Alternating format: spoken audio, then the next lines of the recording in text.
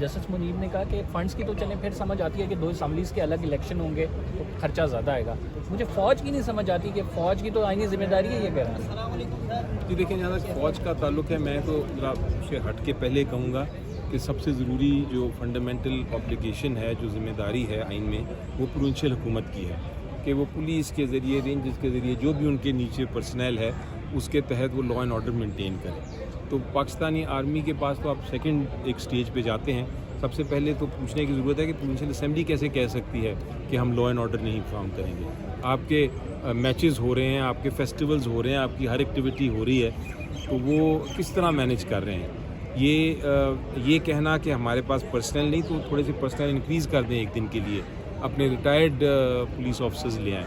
سو یہ I don't think کہ یہ ایک ایسا ریزن ہے جس کے تحت آپ الیکشن کو ڈیلے کر سکتے ہیں. ورنہ ہم نے اگزامپل دیا تھا, میں نے عدالت میں ابھی جب یہ ایشو آیا تھا, میں نے کہا تھا کہ اگر آپ یہ کرنے لگیں کہ ہر کیئر ٹیکر حکومت کہتی ہے کہ ہم لا اینڈ آرڈر پرووائڈ نہیں کر سکتے, تو ہر کیئر ٹیکر حکومت سال تک پھر حکومت کرے گی اور وہ الیکشن ہی نہیں کرائے گی. وہ بالکل آپ کی بات صحیح ہے کہ پریسیڈنٹ غلط سیٹ ہو جائے گا, الیکشنز نہیں ہوں گے. لیکن ایک اور بات جو کنڈیوسو انوائرمنٹ کی چیف جسٹس بار بار بات کریں کہ صاف اور شفاف الیکشنز بھی تو ہونی ہیں, اور ایسے انوائرمنٹ میں الیکشنز نہیں ہو سکتے رائٹ ناؤ.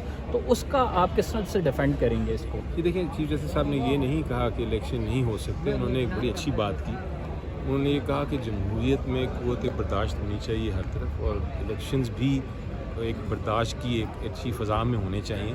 تو دونوں ہر فریقین جو پولیٹیکل پارٹیز ہیں ان سے سپریم کورٹ آف پاکستان نے ایک رائٹنگ میں مانگا ہے کہ آپ ہمیں کوڈ بتائیں کہ آپ الیکشنز میں کیا کیا کریں گے. تو جہاں تک پی ٹی آئی کا تعلق ہے, ہم نے تو کوڈ تیار کرنا شروع کر دیا ہے, اور ہم چاہیں گے کہ بڑا صاف شفاف اچھے ماحول میں الیکشن ہو.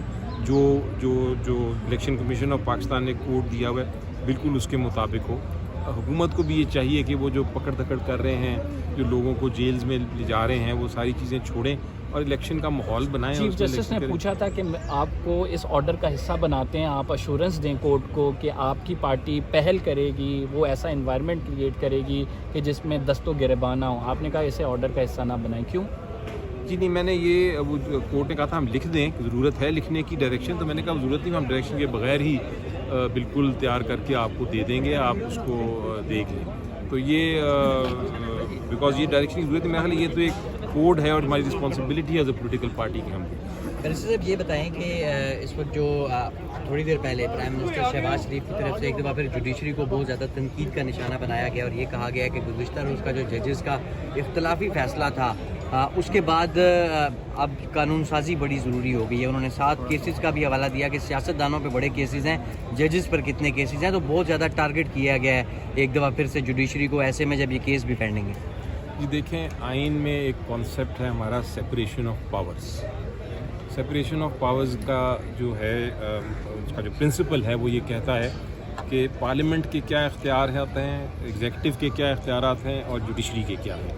پارلیمنٹ سپریم ہے, اس نے قانون سازی کرنی ہے, وہ آئین بھی تبدیل کر سکتا ہے اور اس میں کسی قسم کی مداخلت نہیں ہو سکتی.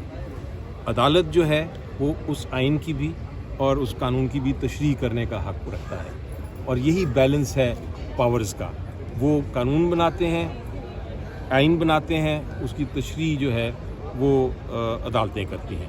اگر ایک دوسرے پہ حملہ کرے گا پارلیمنٹ یا ایگزیکٹو یا جوڈیشری, تو پھر یہ نظام نہیں چل سکتا. اس لیے میری ہدایت یہ ہے, میری سجیشن یہ ہے پارلیمنٹ کو بھی ایگزیکٹو کو بھی کہ ہر ادارے کو اپنا اپنا کام کرنے دیں. ادھر آ کے جو موقف ہے ان کی اٹارنی جنرل صاحب پیش کریں گے, اور آئین اور قانون کے مطابق جو بھی تشریح ہے وہ بن جائے گی. اگر آپ کو نہیں پسند آتی تو آپ پارلیمنٹ میں اس کو تبدیل کر دیجیے. پی ڈی ایم جو عدلیہ پہ ایک دباؤ ڈال رہی ہے, مسلسل ہم ایک کیمپین دیکھ رہے ہیں, اور اس کیمپین میں جسٹس مظاہر علی اکبر نقوی کو بھی ٹارگٹ کیا جا رہا ہے, پھر کچھ ججز ہیں ان کو بھی باقاعدہ نام لے کے ان کی تصویریں لگا کے. تو اس حوالے سے کیا کہیں گے؟ اور پھر سپریم کورٹ کے فیصلے کی بھی ایک controversy right now pretty much settle down, لیکن اتنی نہیں ہوئی ہے کہ ابھی وہ چیف جسٹس نے کہا آخر میں دیکھیں کچھ ٹرن اراؤنڈ ہو سکتا ہے. نہیں دیکھیں جی, جہاں تک تو تعلق ہے جوڈیشری پہ حملہ کرنے کا, یہ بالکل نہ میں کہوں گا نہ جوڈیشری تنقید کر سکتی ہے پارلیمنٹ یا ایگزیکٹو پہ, نہ جوڈیشری کے اگینسٹ کوئی کسی قسم کی تنقید یا حملہ ہونا چاہیے, نہ ہو سکتا ہے. بلکہ آپ کو پتہ ہے آئین تمہارا کہتا ہے کہ پارلیمنٹ میں فری اسپیچ ہے, لیکن وہ اسپیچ بھی آپ ججز کے خلاف نہیں کر سکتے. سو یہ ایک بڑا ایک بیلنس جس کو میں بار بار کہتا ہوں، یہ بیلنس ہمیں مینٹین کرنا پڑے گا. یہ جو بیلنس کو کراس کر رہے ہیں یہ ایکچولی نیشنل انٹیگریٹی کو نقصان پہنچا رہے ہیں اور آئین کی خلاف ورزی کر رہے ہیں.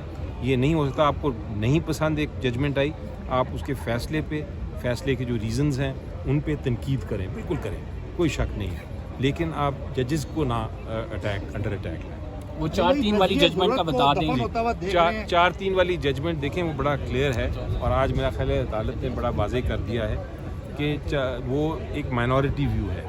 جو ججمنٹ آپ دیکھیں تو 5 ممبر بینچ کی ججمنٹ، ہیڈنگ ہے اس کی کہ 3 میجورٹی آف 3 to 2، اور وہی فیصلہ میجورٹی کا ہی ہوتا ہے. مائنورٹی جو بھی ویو کرتے رہیں وہ ٹھیک ہے اپنی جگہ، وہ اس کو بھی عزت دینی چاہیے مائنورٹی ویو کو بھی، لیکن وہ ایسا نہیں بنتا ججمنٹ. جسٹس جمال نے کہہ بھی دیا ہے ہمارا انٹرنل، یہ انہوں نے کہہ بھی دیا. علی بھائی نظریہ ضرورت کو دفن ہوتے اور آئین کی بالادستی ہوتے ہوئے اس دفعہ دیکھ رہے ہیں یہ 75 سال کی طرح دوبارہ کوئی نظریہ ضرورت اور بیلنس کر دیا جائے گا چیز. دیکھیں جی، میری نظر میں الیکشن کمیشن آف پاکستان نے کوشش تو کی ہے یہ 3 وجوہات لا کے کہ کسی طرح نظریہ ضرورت کا جو کانسیپٹ ہے وہ واپس لایا جائے اور الیکشن نہ کرایا جائے، لیکن اب عدالت نے فیصلہ کرنا ہے اور انشاءاللہ عدالت آئین اور قانون کے مطابق ہی فیصلہ کرے گی.